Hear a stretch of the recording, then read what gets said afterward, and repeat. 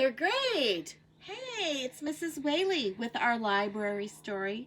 Today we are going to read a story called Baseball Saved Us. Remember, I love baseball. It's written by Ken Mochizuki, illustrated by Dom Lee. It's based on a true story.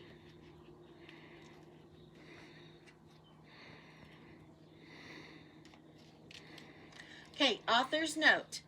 In 1942, while the United States was at war with Japan, the U.S. Army moved all the people of Japanese descent away from the West Coast.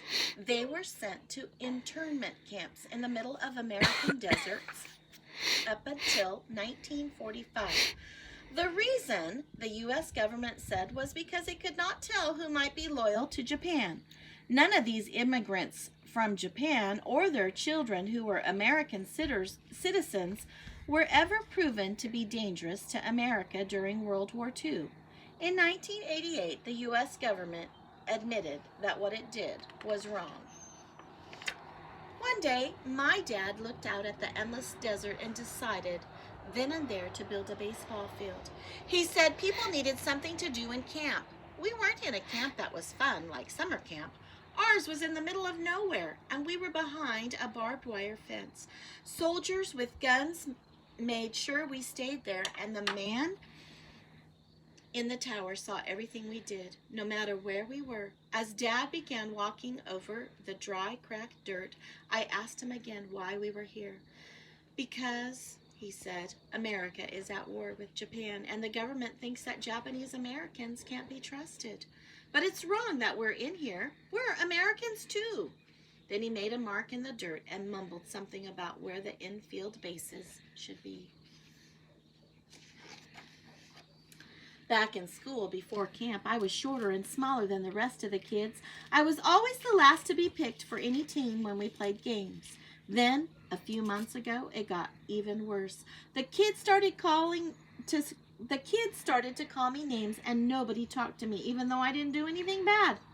At the same time, the radio kept talking about some place far away called Pearl Harbor.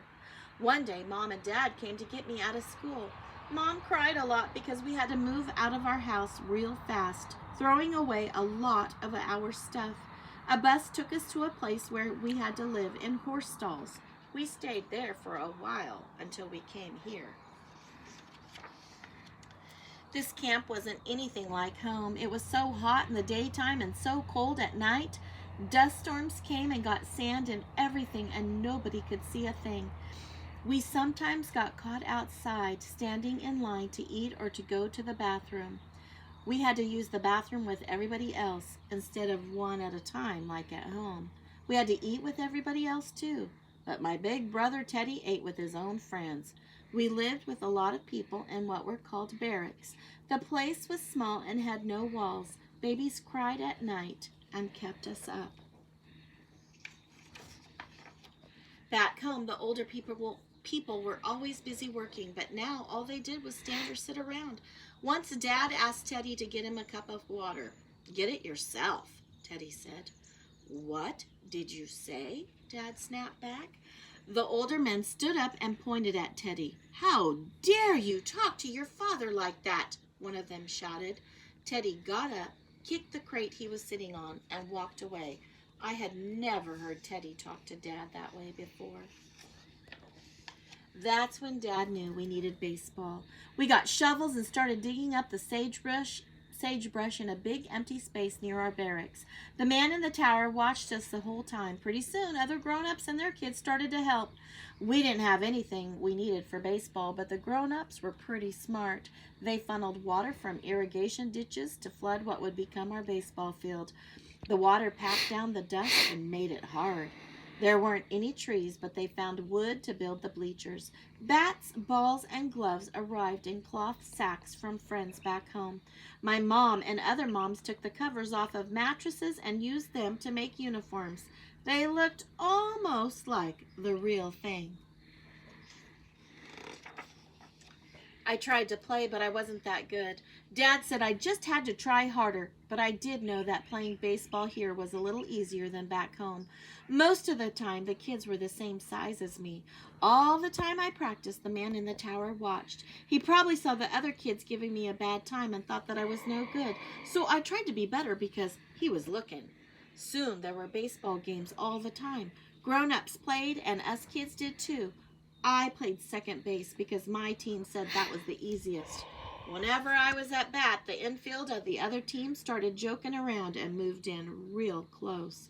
The catcher behind me and the crowd for the other team would say, "Easy out."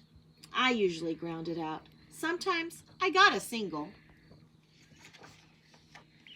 Then came one of our last games of the year to decide on the championship. It was the bottom of the ninth inning, and the other team was winning 3-2. One of our guys was on second, and there were 2 outs.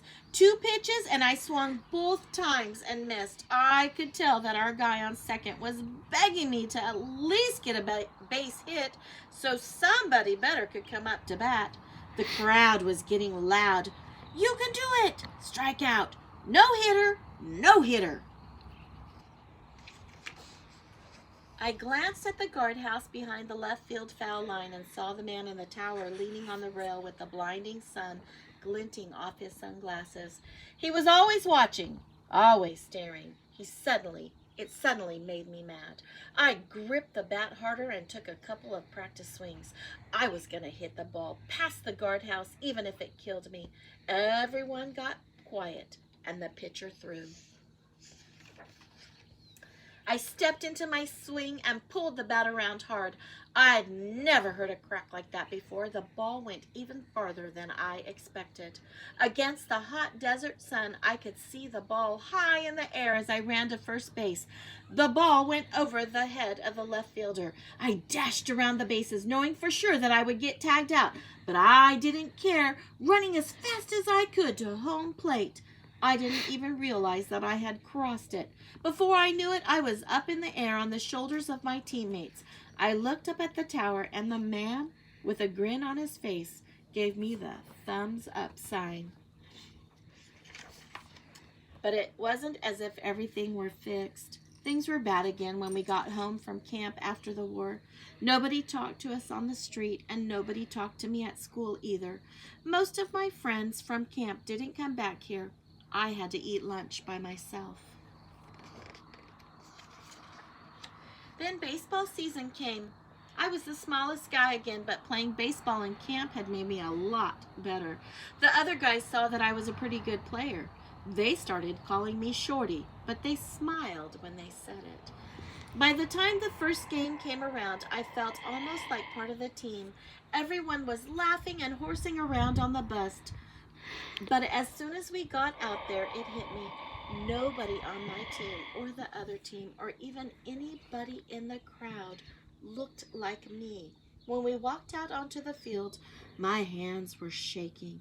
It felt like all these mean eyes were staring at me, wanting me to make mistakes. I dropped the ball that was thrown to me, and I heard people in the crowd yelling, "Jap." I hadn't heard that word since before I went to camp. It meant that they hated me. My team came up to bat, and I was up next. I looked down. I thought maybe I should pretend to be sick so I wouldn't have to finish the game. But I knew that would make things even worse because I would get picked on at school for being a chicken, and they would use the bad word too. Then it was my turn at bat. The crowd was screaming, "The Jap's no good! Easy out!" I heard laughing. I swung twice and missed. The crowd roared each time I missed, drowning out my teammates who were saying, "Come on, Shorty, you can do it." I stepped back to catch my breath. When I stepped back up to the plate, I looked at the pitcher. The sun glinted off his glasses as he stood on the mound, like the guard in the tower. We stared at each other. Then I blocked out the noise around me and got set. The pitcher wound up and threw. I swung and felt that solid whack again, and I could see that little ball in the air against the blue sky and puffy white clouds. It looked like it was going over the fence.